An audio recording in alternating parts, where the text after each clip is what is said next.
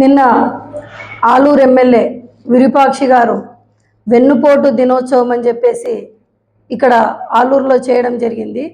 ఆయన ఎందుకు వెన్నుపోటు దినోత్సవం చేస్తున్నారో ఒకసారి తెలుసుకోవాలి. ఆయన రాష్ట్రం మొత్తం ఈరోజు కూటమి ప్రభుత్వం వచ్చిన తర్వాత ఈ 2 సంవత్సరాలలో ఒకవైపు అభివృద్ధి, ఒకవైపు సంక్షేమం అని చెప్పేసి ముఖ్యమంత్రి చంద్రబాబు నాయుడు గారు, ఉప ముఖ్యమంత్రి పవన్ కళ్యాణ్ గారు, మన ప్రధానమంత్రి నరేంద్ర మోదీ గారి సహకారంతో ఈ రాష్ట్రాన్ని, ఆంధ్రప్రదేశ్ రాష్ట్రాన్ని అభివృద్ధి పదంలో నడిపిస్తూ ఎన్నో ఇండస్ట్రీస్ని తీసుకొస్తూ రాజధానిని తీసుకొని వచ్చిన ఘనత మన ముఖ్యమంత్రి చంద్రబాబు నాయుడు గారిది, కూటమి ప్రభుత్వానికి అని చెప్పి కూడా చెప్తా ఉన్నాం.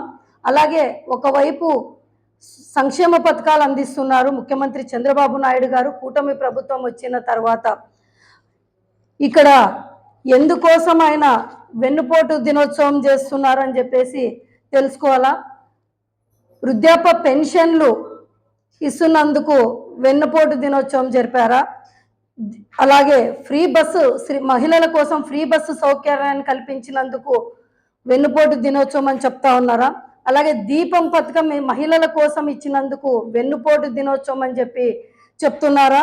అలాగే మన వృద్ధాప్య పెన్షన్ 3,000 నుంచి 4,000 రూపాయలు చేసిన ముఖ్యమంత్రి చంద్రబాబు నాయుడు గారు చేసిన దానికోసం వీళ్ళకు వెన్నుపోటు